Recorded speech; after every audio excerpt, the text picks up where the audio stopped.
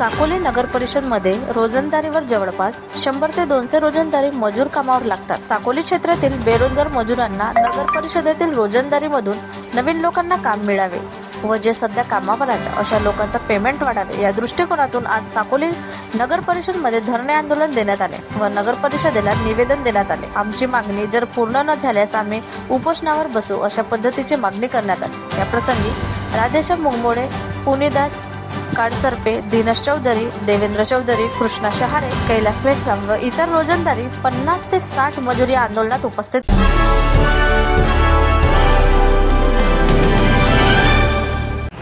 भंडारा जिल्ह्यातील साकोलीमध्ये नगर परिषदेमध्ये जे रोजंदारीनं जे कामगार काम करत आहेत त्या ठिकाणी त्यांच्यावर योग्य प्रमाणात जो सरकारी नियमाने जो पैसा मिळत आहे तो पैसा त्यांना मिळत नाही आहे आणि ते या ठिकाणी सर्व कामगार या ठिकाणी नगर परिषदला आलेले आहे। त्यांच्याकडे जाणून घेऊया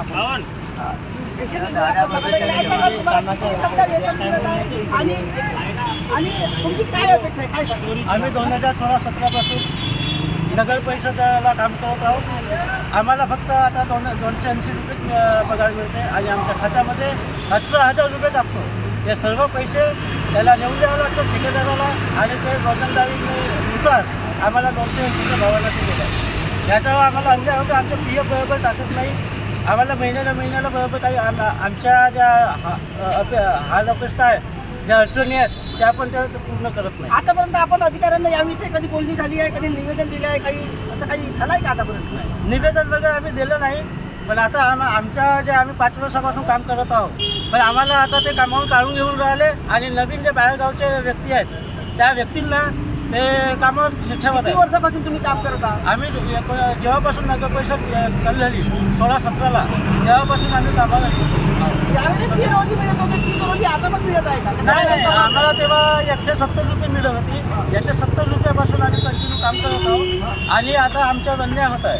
आम्हाला म्हणजे बाहेर काढण्याचा विचार करत आहे। आता तुम्हाला किती रोजी मिळत आहे? आम्हाला आता 280 रुपये प्रमाणे भेटत आहे आणि तिकडून किती येत आहे? 18,000 आता आमच्या रोजी 600च्या अभाव जास्त 600पेक्षा 650 रुपयापर्यंत PF ची पावती तुम्हाला दाखवली जात आहे का? नाही, PF वगैरे पावती मिळत नाही आणि PF बरोबर दाखवत PF भरत नाही का तुमचा? ठेकेदार म्हणतात की आम्ही 90 रुपये आम्ही तुमच्या PF मध्ये टाकतो, पण आमच्या PF मॅसेज येतो फक्त 1000 रुपये 900 रुपये महिन्याच्या एवढ्याच। एकूण किती तास तुम्ही काम करता? आम्ही सकाळी 7-7:30 वाजतापासून येतो, 5:30 वाजतापर्यंत काम करतो।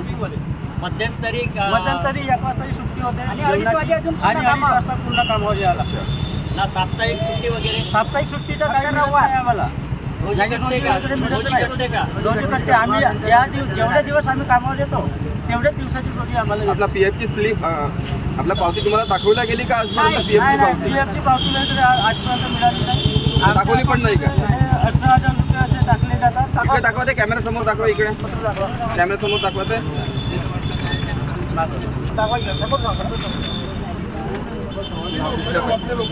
अच्छा, पवन सूद बहुउद्देशीय 18,000 रुपये 4-5 दिवसही आम्ही असलो तरी 4-5 दिवस असलो तरी आमच्या अकाउंटमध्ये 18,000 रुपये जमा होत असतात। तुम्ही बोला, काय सांगाल, तुमचं काय मत आहे? दाखवा। 12 महिला आहेत आणि 75 मजूर आहेत। हे 75 मजूर आणि 12 महिला यांना सारखा वेतन 18,000 टाकतो। अच्छा, नियमानुसार शासनाच्या GR नुसार लेडीज असो वा जेंट्स असो कामगार सारखा वेतन राहतो। तो लेडीज कर्मचाऱ्यांना 100च्या भावाने सुरुवात केली पाहिजे ना, आता 150 जवळपास देत आहे फक्त। म्हणजे कामगारच्या नियमानुसार जेंट्सला आणि लेडीजला समान वेतन आहे, पण लेडीजला तो कमी देतो आणि थोडासा जेंट्सला 100 रुपये वाढवून देतो। याबद्दल विचारलं नाही का? मग विचारलं ना, आम्ही विचारायला गेला तर बंद करतो, मग बंद करण्याची धमकी देतो। मग आता मग दुसरे लेबर बाहेर गावचे आणून राहिले का? हो, बाहेर गावचे लेबर 27 जण आहेत आणि तुम्ही सर्व आता साकोलीचे मूळ निवासी आहात? मूळ निवासी साकोली, आणि आमची इच्छा एवढीच आहे की साकोली नगर परिषद आणि चंद्रवापा यातूनच कामगार घेण्यात आपल्यासमोर राधेश्याम मुंगमोडे आहेत। सर, तुम्ही याच्या काय सांगाल आपल्या यांच्या कामगारांविषयी? आपली काय? नमस्कार पत्रकार बंधू, तुम्ही बघू शकता आपण हे साकोली नगर सेंदुरोपा नगर परिषदेच्या समोर आहोत। सन 2016-17 पासून या साकोली सेंदुरोपा नगर परिषदेची निर्मिती झाली, तेव्हापासून या नगर परिषदचे वेगळे वेगळे आयामामध्ये काम सुरू आहे. कंत्राटी पद्धतीवर हे मजूर वर्ग काम करतायत. कंत्राटदाराला दरवर्षी त्याचे कंत्राट होतोय. नवीन जुने लोक आहेत त्यांना एक्सटेंड करून त्यांच्याकडूनच काम करून घ्यायला हवं. पण तसं न करता कंत्राटदार आपल्या मर्जीप्रमाणे इथल्या स्थानिकांना डावलून बाहेरगावी लोकांना इथं आणत आहे कामाकरता. तो सगळ्यात मोठा अन्याय होत आहे. ग्रामपंचायत असताना सेंदुरापा साकोलीमध्ये रोजगार हमीची कामं व्हायची. त्याच्यामुळे हे सगळे लेबर क्लास लोक आहेत. प्रभाग क्रमांक आमच्या 2चे बिरसा मुंडा त्यांना स्थानिकांना रोजगार मिळत होता. नगर परिषद झाल्यामुळे तेही बंद झालं. त्यांची इच्छा आहे की आम्हाला या नगर परिषदमध्ये आम्ही काम करतोय, आम्हाला इथं काम करायला मिळायला हवं.